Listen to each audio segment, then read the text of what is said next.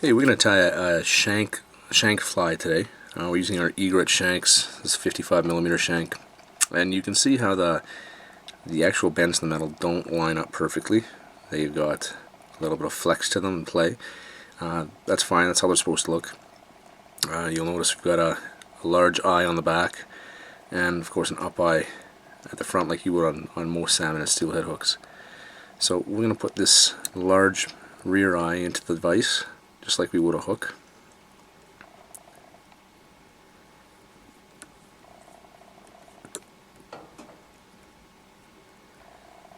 Okay, just like so.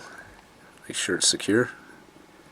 Okay, there's a lot of shank designs out there. Some of them don't have any loop at the back. Waddingtons have the loop that's goes this way instead of up like this one.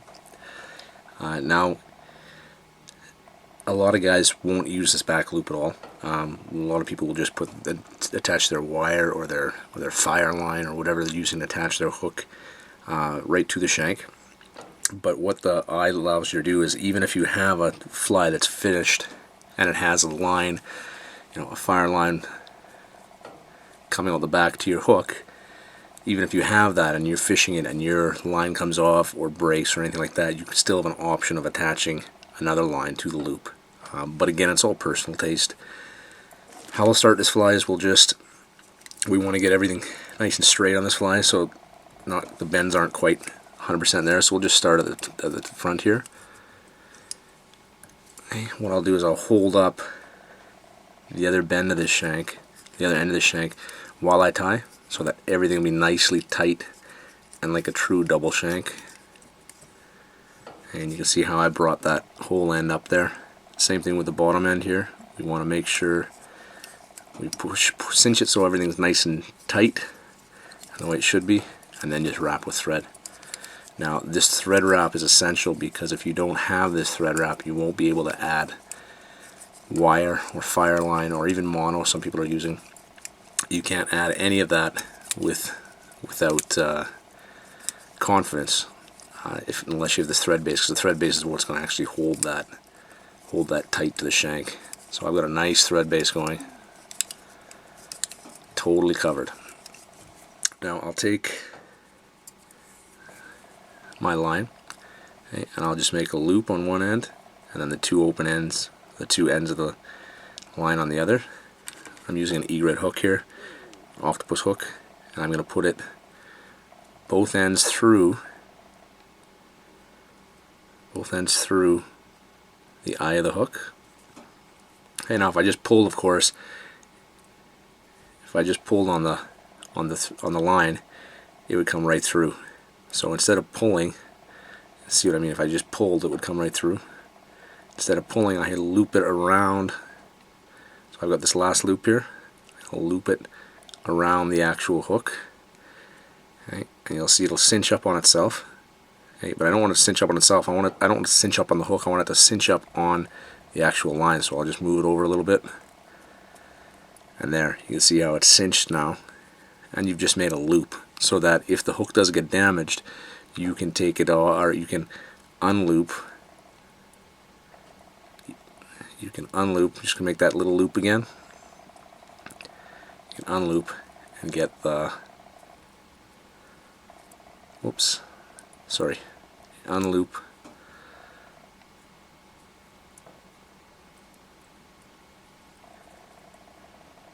Oh, I did it again. Hang on here. There we go. Unloop and then pull through, and your hook's off again. So even if the loop is attached to the shank, you still always have a little loop out the back of the shank, and you can go with a fresh hook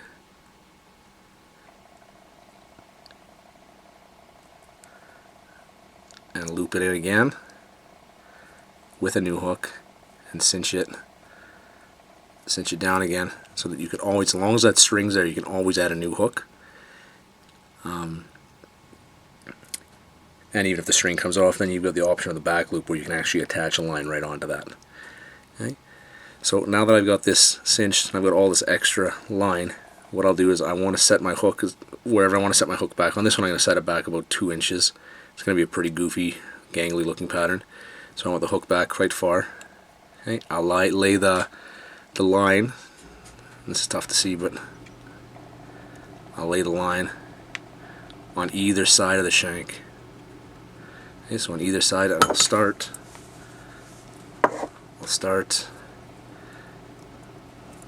tying in. Okay.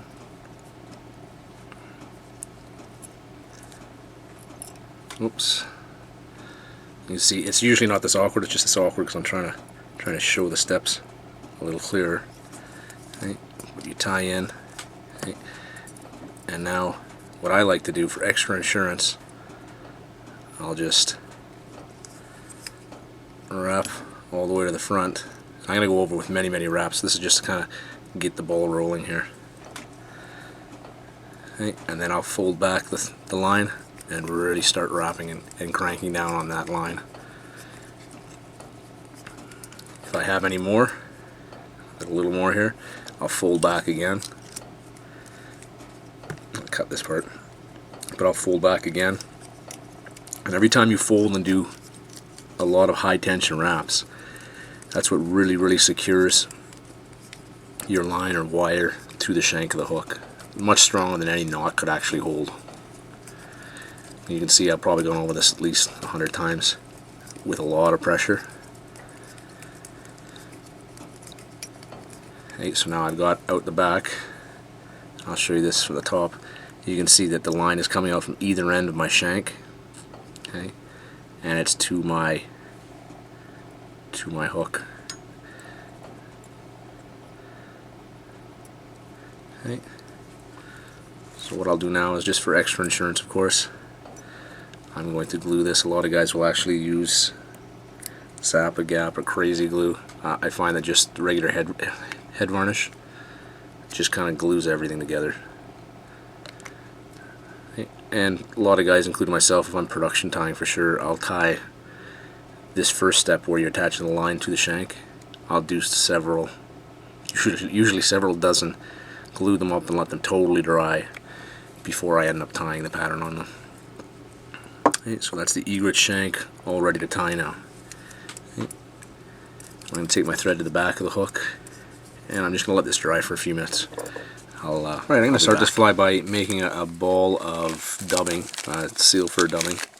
When I say ball, it's just kind of like I guess you could, for lack of a better word, just a lump of dubbing. And what that's going to do is just going to help hold some of the other parts of the fly up in the current, just so they don't lay totally flat against the shank. So I'm just going to throw this on the line. You could use a dubbing loop if you want to. It's not necessary though. And I'm going to keep this tight and just make, you'll see what I mean by a ball here. Just making a lump of dubbing right at the back there. Okay. Now I'm going to add some Lady Amherst center tail fibers. You'll notice Lady Amherst, it's got a long side, it's got a short side. I'm going to take some from the short side because I don't want a ridiculously long tail, otherwise this pattern's going to not look very proportioned. Take a few strands and tie them right in. And again, you could tie this into a dubbing loop and really get it nice and even. I don't find it necessary. If you tie them in 3 or 4 clumps, you get pretty much the same effect. I mean, with a really webby looking fly like this, or buggy looking fly, the dubbing loop really doesn't matter. So there's 2 clumps. I'll put another clump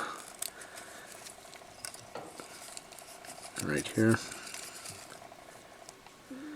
Okay, and another one underneath. So 4 different clumps of a few strands each will get the look I'm after. Okay, and you can see, you have to be careful on these shanks.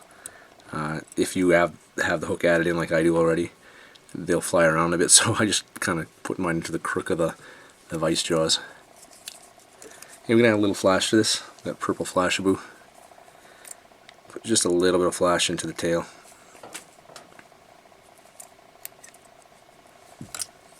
Right on top. Okay, just a little bit of flash. And there's the start of the back of the fly anyway. Okay, at this point I'm going to add a little bit of gold tinsel, round gold tinsel. just to act as a rib.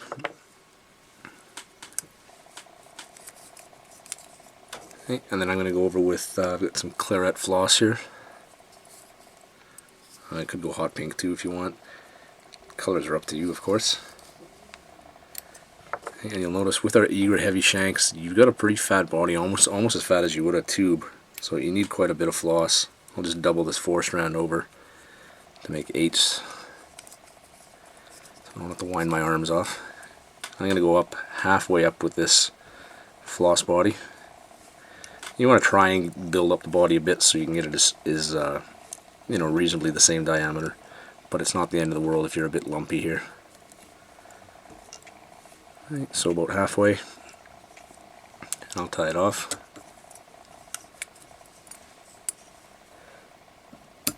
Right, and I'll come back and reverse wrap the gold tinsel, the oval gold tinsel. Just reverse wrap it to keep everything nice and tight together.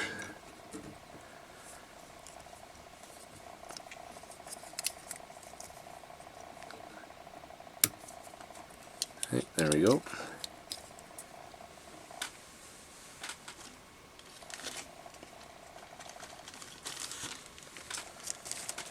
Okay, this time I'm going to go in with a little bit of purple Lady Amherst side tail fibers. Okay, this time I'll pick them from the long end of the feather, or the longer end. And I'm not going to put as much in as I did in the tail, but just a few strands on the top.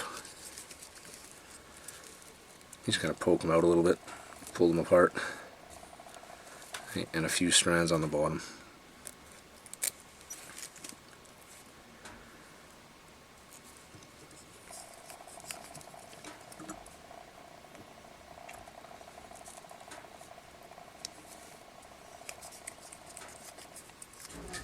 Okay.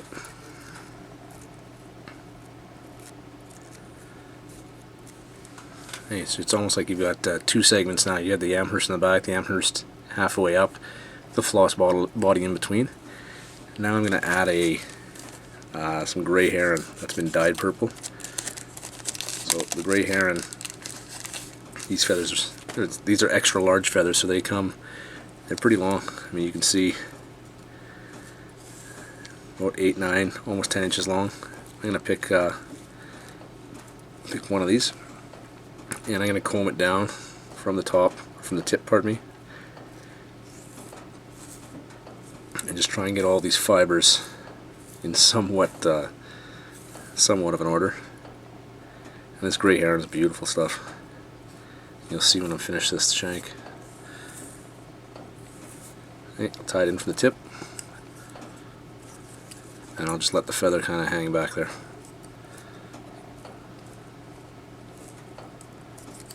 Okay, I'm going to go with a dubbing body again. Let's stick with the same seal for color we had for that little bump at the back. And again, I'm not going to put a dubbing loop on here. I'm going to keep it really loose because I kind of want the body to be rough and, you know, fibers poking here and there.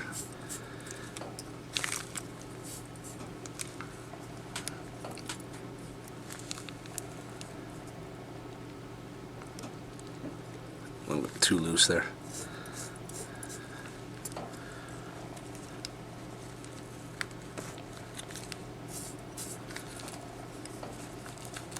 It's tough getting this heron kind of to cooperate with you sometimes.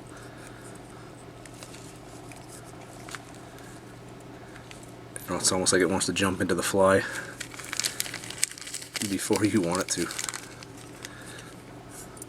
Okay. A little bit more pink dubbing.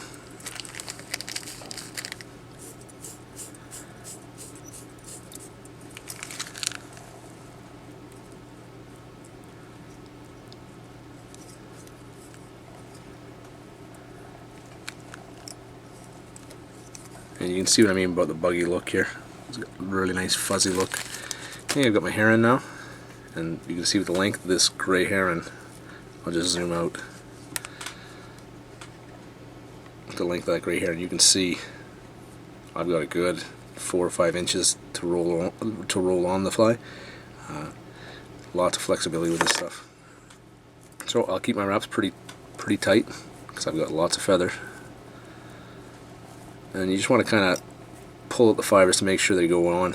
You're not wrapping over the fibers and matting them together or anything like that. We do have some customers that'll actually peel off one side and use only one side of the herring. But for this fly, we like to go, especially on a heavy shank, it's got no problem sinking. We like to go with lots of fibers. You can see this stuff looks ridiculously messy until we start combing it back when the feather's completely on. Okay, we'll go one more. Tie it off.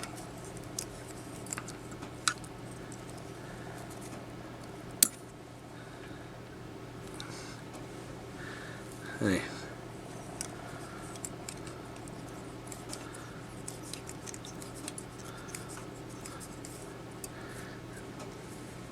Just comb everything out, make sure you're happy with the way it looks. Okay. At this point we're going to go in with more Lady Amherst, the pink stuff, but we're going to go with the longest stuff we have now.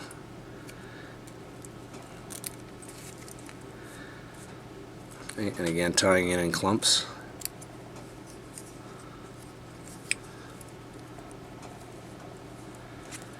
And just kind of combing it out with your fingers.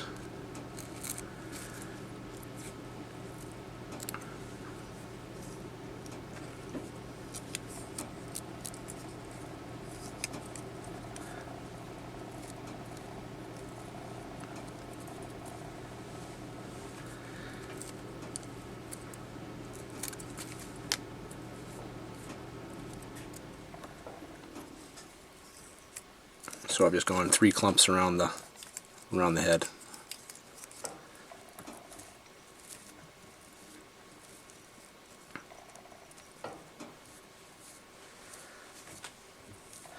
Okay, so we've got a pretty crazy buggy looking fly there. Now at this point, there's a lot of guys that like to add eyes to these, but we find with these egret heavy shanks, you don't need any more weight. But a lot of guys would put, you could put dumbbell eyes onto them if you like, but like I said, with the weight on this already, you don't need it. Hey, I am going to put one of my favorite colors on, just a guinea color, nice hot pink color. This will just pull down from the tip. This just gives a little bit more of a splash to the front of the fly. Okay, so tip first.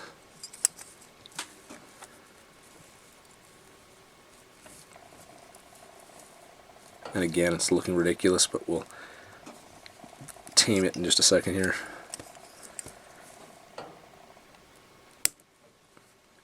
Okay, we'll pull everything back.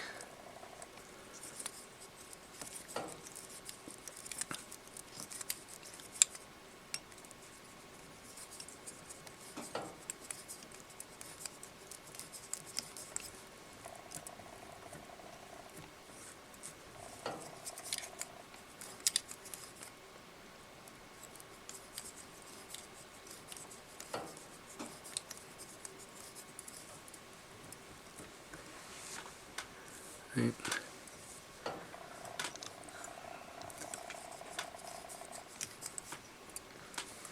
You know, at this point, I don't think we're going to in this fly, but sometimes we'll take Claret Rhea and add, you know, some topping to it or some extra kind of webbiness to it. But this fly, we already like the looks of it right now. I have to be honest, I don't want to go any more webby than that.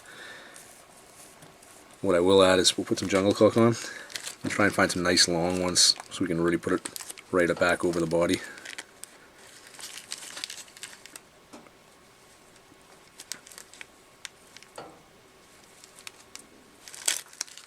Oops.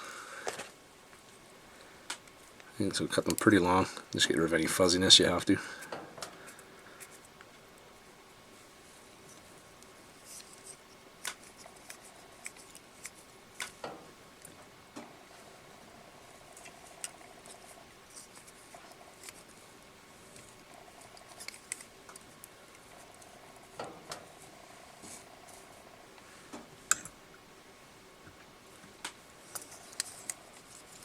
Okay, we'll just finish off the head.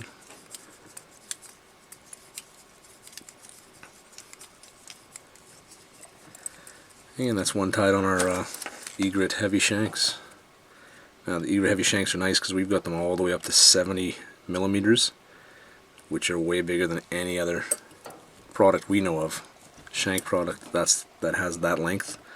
So if you want to tie really huge ones, I mean, this is only a 55 millimeter one, but with the 70 you can get so big that you can have a huge long pattern with the hook further back even. Totally up to you. Okay, so we'll just get our shank out, and you can see it's ready to fish. Just a little bit of varnish, and like always we'll put at least 2 coats, especially on a fly you've invested so much time in. 2 or 3 coats and really make a nice shiny head. We got a tying friend that says he likes to make them bulletproof. Yeah, I even have one other tying friend that he puts epoxy on all of his heads on any fly he's tied on, that or any fly he's made that really takes a big amount of time, like these ones. Okay? But there it is, tied on our egret heavy shanks.